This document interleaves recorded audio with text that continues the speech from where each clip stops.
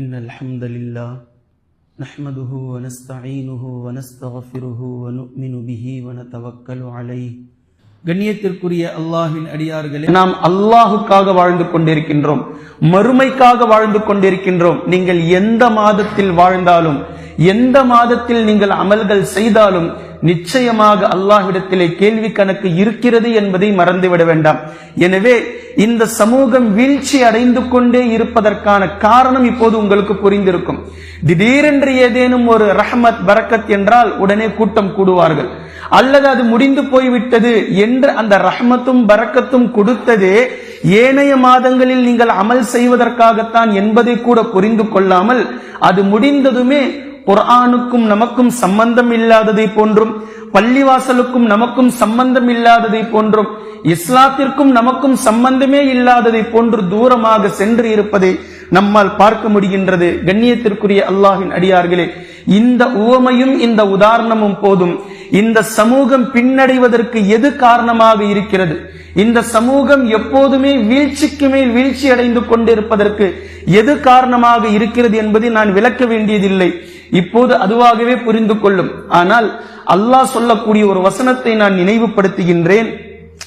யா அய்யுஹல்லதீன ஆமனு, ஈமான் கொண்டவர்களே, இன் தன்சுருல்லாஹ யன்சுருக்கும், அல்லாஹ் உங்களுக்கு உதவி செய்ய வேண்டுமானால் நீங்கள் அல்லாஹுக்கு உதவி செய்யுங்கள். எவ்வளவு அழகான ஒரு வார்த்தையை பாருங்க. அல்லாஹ் உங்களுக்கு உதவி செய்ய வேண்டுமானால், அல்லாஹ் யாருக்கு உதவி செய்யக்கூடாதுன்னு யார் நினைப்பான்? எப்போதுமே அல்லாஹினுடைய உதவி கிடைத்துக் கொண்டே இருக்க வேண்டும் சொல்லிட்டு எல்லோருமே நினைப்போம். எந்த நிலையில் இருப்பவர்களும் அல்லாஹுடைய உதவி தங்களுக்கு வேண்டும் என்று நினைப்போம். ஆனா அல்லாஹ் அதுக்கு ஒரு ஷர்த்து வைக்கிறான், ஒரு நிபந்தனை, கண்டிஷன் சப்ளை. சும்மா உதவி செஞ்சிட மாட்டான் அல்லாஹ் தஆலா. யன்சுருக்கும், நீங்கள் அல்லாஹுக்கு உதவி செய்யுங்கள். அல்லாஹுக்கு நாம உதவி செய்யறதுனா என்ன, என்ன உதவி செய்யறதுனா என்ன?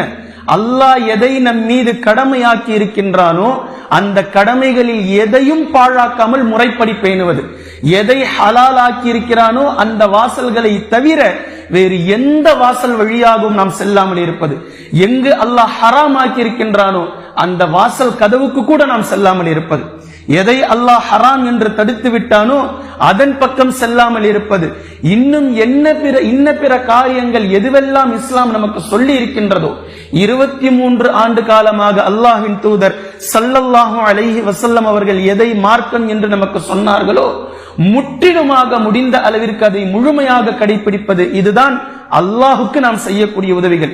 இப்படி ஒரு அடியார் இருந்தால் அல்லாஹ் உதவி செய்து கொண்டே இருப்பான். இன் தன்சுருல்லாஹ யன்சுருக்கும், மேலும் அல்லாஹ் எப்படி சொல்றான், வயுஸப்பித் அக்தாமக்கும், இது போனஸ். உங்களுடைய பாதங்களை அல்லாஹ் ஸ்திரப்படுத்துவான். சிரமமே வராது, கஷ்டமே வராதுன்னா இல்ல, கஷ்டம் வரும், சோதனைகள் வரும், சிரமங்கள் வரும். ஆனால் அதை ஃபேஸ் பண்ணக்கூடிய ஆற்றலை அல்லாஹ் கொடுத்து விடுவான். அதை சகித்துக் கொள்ளக்கூடிய உள்ளாற்றலை அல்லாஹு தஆலா போதும் என்ற மனப்பக்குவத்தை அல்லாஹு தஆலா கொடுத்து விடுவான். வயுஸப்பித் அக்தாமக்கும், இந்த இஸ்லாத்தில் இருந்து வழி பெறலாமல் நிலையாக நிற்கக்கூடிய உறுதிப்படக்கூடிய பாதத்தை அல்லாஹு தஆலா கொடுத்து விடுவான் என்று இந்த வசனத்தில் நாம் பார்க்கின்றோம். கண்ணியத்திற்குரிய அல்லாஹ்வின் அடியார்களே, இந்த சமூகம் பின்னடைவதற்கான காரணம் இப்போது நமக்கு புரிந்திருக்கும். நான் ஒன்றை மாத்திரம் சுருக்கமாக சொல்கின்றேன். இந்த சமூகம் எழுச்சி பெறுவதற்கு ஒரே ஒரு நோக்கம்தான் இருக்கிறது, குர்ஆனை எடுக்க வேண்டும். இந்த சமூகம் வீழ்ச்சி அடைந்து கொண்டே இருப்பதற்கு ஒரே ஒரு காரணம் தான் குர்ஆனை விட்டது. குர்ஆனை எப்போது இவர்கள் எடுப்பார்களோ இன்ஷா அல்லாஹ் இந்த சமூகம் வெற்றி அடைந்துவிடும். குர்ஆனை எப்போது விட்டுக்கொண்டே இருப்பார்களோ இந்த சமூகத்தை அல்லாஹ்வை தவிர யாராலும் பாதுகாக்க முடியாது. குர்ஆனை விட்டு குர்ஆனின் படி நாங்கள் நடக்க மாட்டோம், ஆனால் எங்களுக்கு வெற்றி வேண்டும், குர்ஆனின் படி நாங்கள் வாழ மாட்டோம், ஆனால் எங்களுக்கு வெற்றி வேண்டும். அல்லாஹ் அரசர்களுக்கெல்லாம் அரசன். இதை நம்ம ஏன் மறந்துட்டோம்? நீங்கள் யாருடைய ஆட்சி வந்தால் பாதுகாப்பு இருக்கும் என்று நினைக்கிறீர்கள்? அப்ப அல்லாஹ்விடத்தில் பாதுகாப்பை தேடுவதை விட்டு இவர் இருந்தால் சரியாக இருக்கும், அவர் இருந்தால் சரியாக இருக்கும், இவர் வந்தால் நமக்கு தோதுவாக இருக்கும், யார் வந்தாலும் அல்லாஹ்வை தவிர பாதுகாப்பு கொடுக்க போவதில்லை. குல் நபியே, நீங்கள் சொல்லுங்கள், அல்லாஹும்ம மாலிகல் முல்க், அல்லாஹு தஆலா அரசர்களுக்கெல்லாம் அரசனாவான். துத்தில் முல்க மன் தஷா, அவன் நாடியவர்களுக்கு ஆட்சி அதிகாரத்தை வழங்குகின்றான். நீங்களோ நாமோ அதுவோ இதுவோ யாரும் கொடுக்க போறது இல்ல. இவர்களுக்கு இவர்களுடைய வாக்குகள் அதிகமாயிடுச்சு, அதனால இவங்க ஜெயிச்சாங்க. அவர்களுக்கு அவர்களுடைய வாக்கு அதிகமாயிடுச்சு, அதனால ஜெயிச்சாங்க. இவர்கள் பின்னடைவுக்கு இவர்களுடைய வாக்குகள் இல்லை, அதுதான் காரணம். எதுவுமே கிடையாது. ஒரு முஸ்லிம் இப்படி பேச மாட்டார். ஒரு முஸ்லிமுக்கு அல்லாஹ் தஆலா குர்ஆனில் சொல்லி காட்டுகின்றான். இது முஃமின்களுக்கு புரியும். குல் நபியே நீங்கள் சொல்லுங்கள், அல்லாஹும்ம மாலிகல் முல்க் துத்தில் முல்க மன் தஷா. அல்லாஹ் தஆலா நாடியவர்களுக்கு ஆட்சி அதிகாரத்தை கொடுக்கின்றான். வ தன்ஸிஉல் முல்க மிம்மன் தஷா. அல்லாஹ் தஆலா நாடியவர்களிடமிருந்து ஆட்சி அதிகாரத்தை பறிக்கின்றான். இது அல்லாஹ்வின் கரத்தில் இருக்கிறது.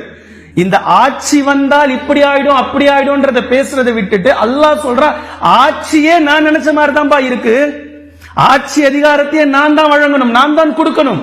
நான் எதை சொல்கின்றேனோ அதுதான். வதன்ஸிஉல் முல்க மிம்மன் தஷா. நான் நாடியவர்களிடமிருந்து ஆட்சி அதிகாரத்தை பறிக்கின்றேன். வதுஇஸ்ஸு மன் தஷா. நான் நாடியவர்களை கண்ணியப்படுத்துகின்றேன். வதுதில்லு மன் தஷா. நான் நாடியவர்களை இழிவுபடுத்துகின்றேன். பியதிகல் கைர். நலவு என்பது அல்லாஹ்வினுடைய கரத்தில் இருக்கிறது. ரப்பே உன் கரத்தில் இருக்கிறது என்று துஆ கேளுங்கள். இவர் வந்தால் அவர் வந்தால் இல்ல.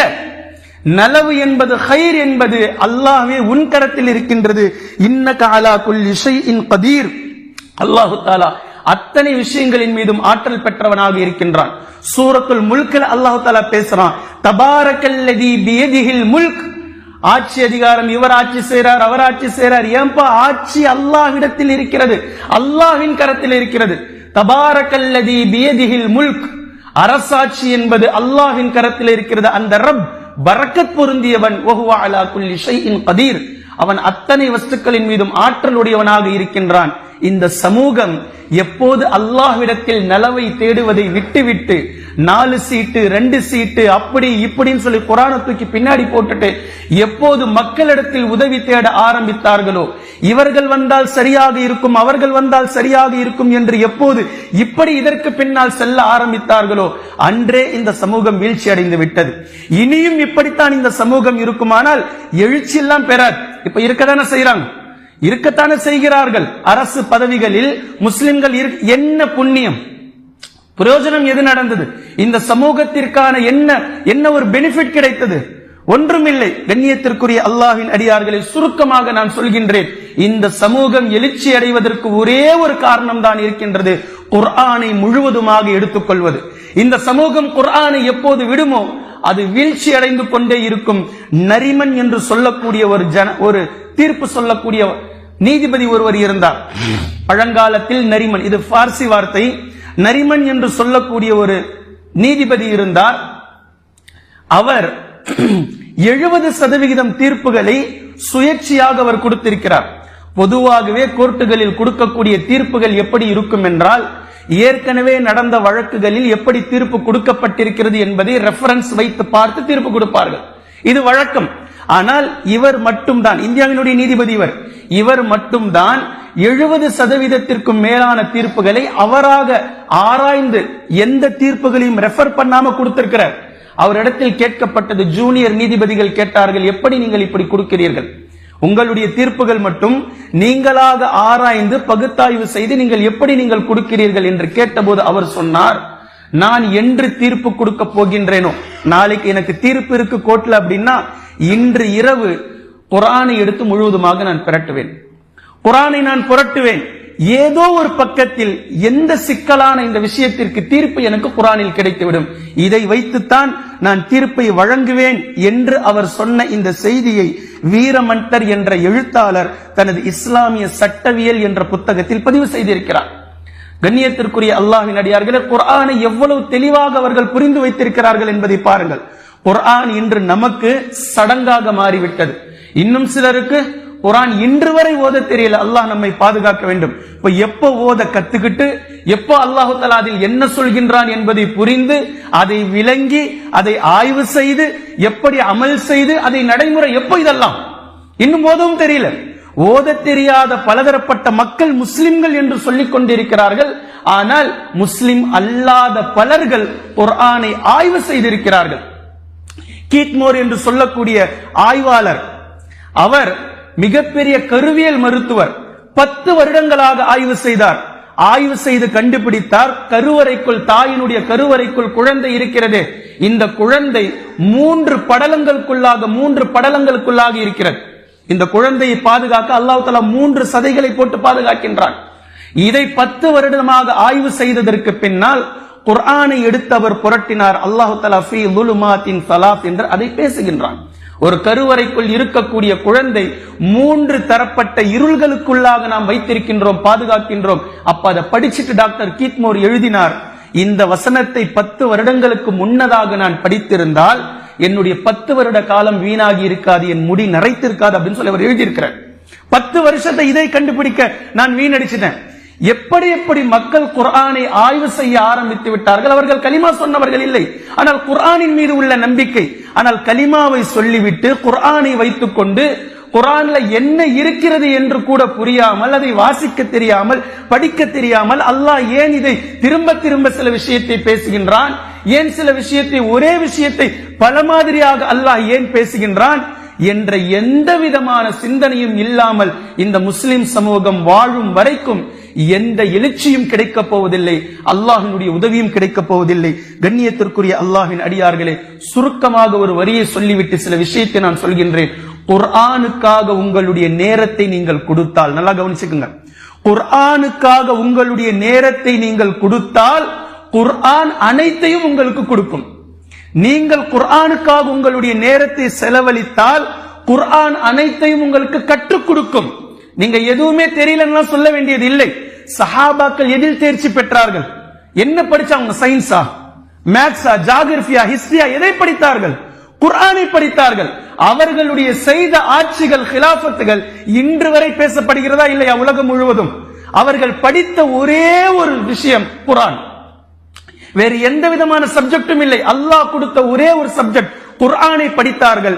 உலகம் முழுக்க கிலாஃபத்தை நிலை நிறுவினார்கள். இன்று வரைக்கும் பேசப்படுகின்றது. உமர் ரலியல்லாஹு அன்ஹு அவர்களுடைய ஆட்சியை போன்று ஆட்சி மலர வேண்டும். எதிலிருந்து சட்டங்களை வகுக்கப்பட்டது? உமர் ரலியல்லாஹு அன்ஹு அவர்களுடைய ஆட்சியினுடைய அரசியல் சாசன சட்டத்தினுடைய புத்தகம் எது? குர்ஆன். அபூபக்கர் சித்தீக் ரலியல்லாஹு அன்ஹு அவர்களுடைய சட்ட புத்தகம் எது? குர்ஆன்.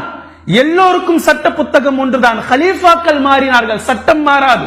சட்டம் ஒன்றுதான் இருக்கும். சட்டம் அல்லாஹ் தஆலா இயற்றிவிட்டான். இனி யாரேனும் கலீஃபாவாக வந்தாலும், மஹதி அலைஹிஸ்ஸலாம் வந்தாலும், ஈசா அலைஹிஸ்ஸலாம் அவர்கள் வந்தாலும், சட்ட நூல் இதுதான். இது நூல் மாறாது. ஆட்சியாளர்கள் மாறுவார்கள், நூல் இதுதான். இன்னல் ஹம்தலில்லாஹ் நஹ்மதுஹு வ நஸ்தஈனுஹு வ நஸ்தக்ஃபிருஹு வ நு'மினு பிஹி வ நதவக்கலு அலைஹி வ நஊது பில்லாஹி